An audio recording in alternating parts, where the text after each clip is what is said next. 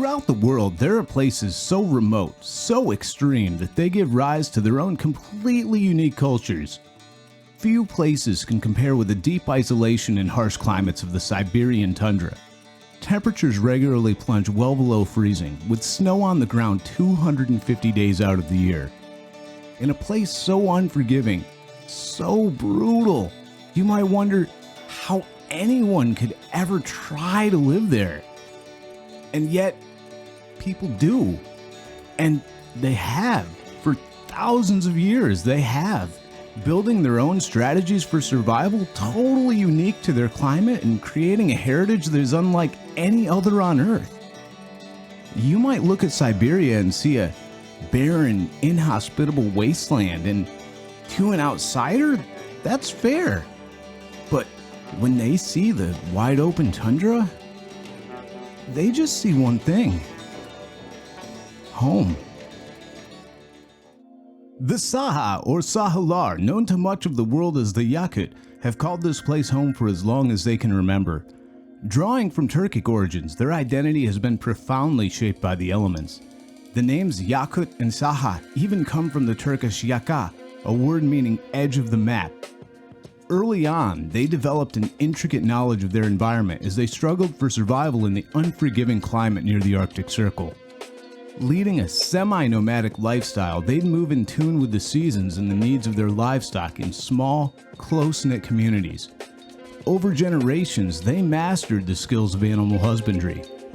Horses and cattle weren't just livestock, they were members of the family, aiding in transportation, providing milk and meat, as well as serving important roles in trade among the tribes. Milk, especially for mares, was a staple of the diet. The Sakha transformed it into a range of dairy products, with Kumis being one of the most notable. Kumis, a mildly alcoholic beverage fermented from mare's milk, not only served as a refreshment but held ceremonial significance during festivals and gatherings. You can still get this, by the way. Unfortunately, most everything on the market seems to be made with cow's milk instead of horse milk, so you might have to actually travel to Siberia to try the real thing. Sakha homes were constructed with thick logs, the interiors padded with furs and skins, ensuring warmth during the winter while still being breathable during the hotter months. Their climate affected how they managed their food supply. Summers were for fermenting and preparing dairy products, while the frigid winters naturally preserved meat. This involves the use of ice cellars dug deep into the permafrost to store food without the need for modern refrigeration.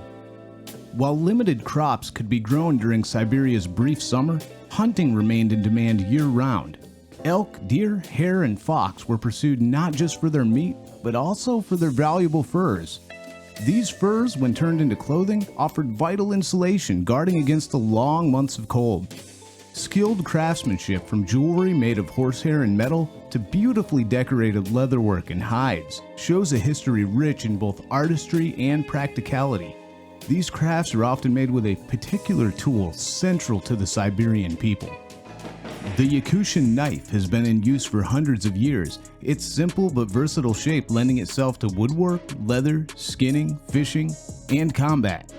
The thick handle, usually made of birch, fits well in the hand when wearing gloves. The early Sahular lived with respect for their environment, developing an identity that was deeply intertwined with the Siberian wilderness they called home. So, what happened? Russia happened. The 1620s saw the reign of Mikhail Romanov, the first Tsar of Russia. Ruling from his throne many miles away, his aspirations would cast a dark shadow of conquest over Siberia. His interest in this region stemmed from the geopolitical prize that these lands represented, recognizing unspoiled resources ripe for exploitation and conquest. Initial rumors of Cossack explorers in the fringes of the territory would spread slowly among the small herding communities. The tentacles of colonialism began stretching into the heart of Yakutia as troops from Moscow built fort after fort to gradually engulf this region under rule of the Tsar. Central to this control was the Yhyakh, a fur tax. The Yhyakh was especially insulting. proud hunters who once used their skills to provide sustenance for their communities now hunted with the burden of fulfilling quotas for a distant monarch. The deeply rooted beliefs of the native people were also brought into question when faced with an onslaught of Orthodox Christian missionaries clashing with the long-held native Sakha faith. This story now brings us to Tygyn Darkhan, a legendary name that would become synonymous with rebellion. Towering in physical stature and hailing from a lineage of Sakha chieftains, Tygyn's destiny was heavily laden with leadership and responsibility. As a child in the early 1600s, he was nurtured and hardened by the unyielding wilderness, trained by his forebears in the duties of a chieftain. Now, circumstances would force him to become more than just a leader to his people, but to become a freedom fighter and a beacon of hope. He was to face up against the juggernaut, a living symbol of resistance against the crushing weight of the ravenous Russian Empire. Naturally charismatic, Tygyn also had a good head for strategy. When dealing with a common enemy, he was able to bring together previously fragmented tribes under a unified identity. In him, they found a strong leader and a hope that they might be able to turn back their oppressors. The Russians were a daunting force on their home territory, with superior numbers and advanced weaponry. The freezing wilderness of Siberia, however, was a different game altogether. Under Tygyn's leadership, this inhospitable terrain would become a death trap for the Russian occupiers. Guerrilla tactics, fused with well-honed hunting techniques, turned the frigid Yakutian forests into the perfect opportunity for ambush.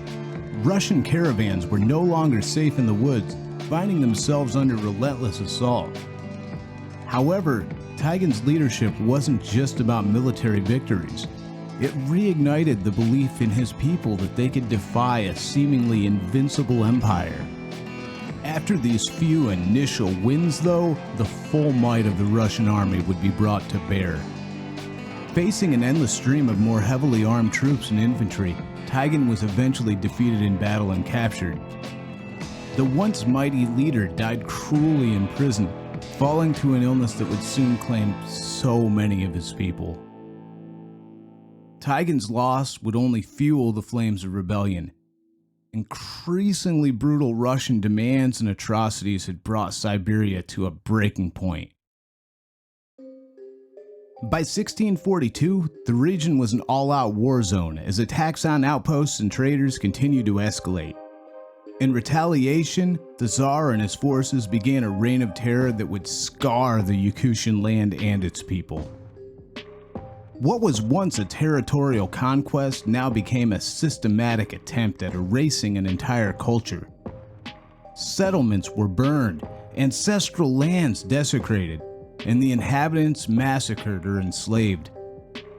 The message was clear: assimilate or die. Still worse, the foreign soldiers continued to introduce new diseases to the region, including smallpox. The outcome was catastrophic. Within 4 decades, the Sakha were decimated, losing a staggering 70% of their total population. Over a generation, many of those that remained would be bound into serfdom, a sort of forced labor that's basically slavery with extra steps. Taking the only option they had available to them, the Sakha who remained prostrated themselves before the empire. Their once native land was established as the Russian parish of Yakutia, coming from the name that the Russians had given the Sakha people, Yakuts. After suffering for nearly a century, the 1700s would bring some small relief. The Russians relented in their campaign of aggression, distracted by wars elsewhere and destabilized by political infighting. With their territories now formally integrated into the broader Russian Empire, the march of time would see even more change. The discovery of gold in the 1800s and the construction of the monumental Trans-Siberian Railway led to a surge of Russian settlers into these once inaccessible territories. Once shunned because of its harsh terrain, Yakutia had now caught the attention of prospectors and industries alike for its abundant resources. The Sakha came to be relied upon for their knowledge of the eastern frontier by anyone traveling there. Many Russians settling in Yakutia would come to speak Sakha as well, and would intermarry commonly with the natives. Those Russian settlers would also bring their own customs with them, including food from Europe and Western Russia. Borscht, bread, pastries, and sweets added welcome variety to the long-held diet of meat and wild produce. The Russian practice of tea drinking, accompanied by dessert, also became a part of social culture, bringing a welcome warmth to chilly afternoons. While the Sakha often found greater acceptance from those who traveled to Yakutia, many in Moscow still saw them as outsiders or aliens. Russification and assimilation were encouraged under the guise of civilizing Siberia. With the Russian Revolution and changes in policy towards minorities in the 1920s and 30s, there was a brief period of encouragement for indigenous languages and cultures. This led to the transcription of the Sakha language into written form using the Cyrillic script and the development of modern Sakha literature. Poets and writers like Yakutsky played a crucial role during this period, translating Russian classics into his native language and producing original works that merged traditional themes with modern literary forms. However, this resurrection of Sakha culture was not to last. The era of Stalin would see yet another dark chapter of repression and generational trauma, not just for the Sakha, but for all of Russia. Post-Stalin USSR and the later Russian Federation saw various levels of cultural revival, with a resurgence of interest in local languages and histories across many republics. Today, the Republic of Sakha, also known as Yakutia, with a population of about 1 million, stands as one of the largest and most significant regions of Russia. Though Orthodox Christianity still remains the majority religious practice, recent years have seen increased interest in a revival of traditional Sakha religion and culture. Yakutian schools teach Sakha alongside Russian, ensuring that younger generations keep this knowledge alive. Festivals, folklore, crafts, music, and dance have all seen a revived interest in the modern era. Epic tales called olonko are passed down and recited in oral tradition at festivals such as Yhyakh, a celebration of the summer solstice recognized by UNESCO as a masterpiece of the oral and intangible heritage of humanity. These epics, which can sometimes take days to recite, often involve themes of good versus evil and feature various deities, spirits, and heroes. Another key of this reawakening has been through the preservation of the unique animals that have long been vital to the Siberian way of life. These creatures have evolved over millennia to withstand the extreme winters and show off some seriously impressive survival skills. Yakutian cattle have a long, curly coat, 3 times as dense as more common domestic cows. These cattle have served 3 essential roles throughout history, providing milk, meat, and working as beasts of labor. DNA studies have revealed these cattle may trace their lineage back to a unique domestication event approximately 35,000 years ago. As the sole survivors of the once widespread Mongolian cattle breeds, their existence is a direct thread connecting the present to civilizations from the dawn of human history. The Yakutian horse is perhaps even more impressive, recorded as capable of withstanding bone-chilling temperatures as low as -94 degrees Fahrenheit. Scientific research has revealed fascinating aspects of their survival. Their blood contains antifreeze compounds and enhanced circulation properties. Another breed unique to the region, the Yakutian Lyka, is a dog with an ancient heritage, with evidence tracing back up to 12,000 years. In historical documents, the major rivers of this territory were referred to as dog rivers due to the plentiful stocks of fish available to feed these working dogs. To this day, these dogs are naturally skilled in guarding herds, hunting, and pulling sleds. The journey of preservation isn't without its difficulty. Today, the people of Yakutia find themselves still living with the reminders from a past fraught with imperialism and exploitation. The 21st century has brought in an entirely new set of problems for Yakutia as well. Record hot summers have seen the permafrost receding at an unprecedented pace, threatening the balance of ecological systems so delicately adapted to this extreme environment. Industrialization, too, has scarred these once pristine lands. Siberia is rich in natural resources including oil, natural gas, coal, metals, and timber. This abundance has made Siberia a crucial player in the global energy markets and a significant contributor to Russia's exports and state revenues. The expansive Siberian forests also supply a considerable portion of Russia's timber and are vulnerable to large-scale logging, often with little regulation. Many areas of Yakutia have seen population decline as the younger generation moves to urban centers in search of better opportunities and living conditions.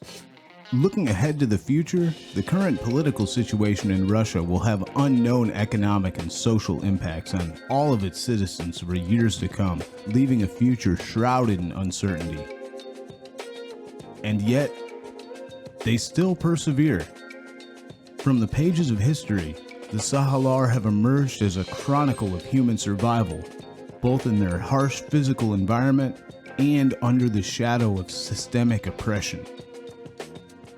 As this nearly lost culture rediscovers itself, learns to celebrate itself again, it's my hope that this video will lead to others discovering and celebrating Sakha culture as well. Thanks for watching. I've put some links down in the description if you'd like to learn more about Yakutia or the Sakha. This is our first video, so any feedback is of course appreciated. Feel free to leave those in the comments below, and if you enjoyed what you saw, please give us a like and subscribe to know when the next one comes out.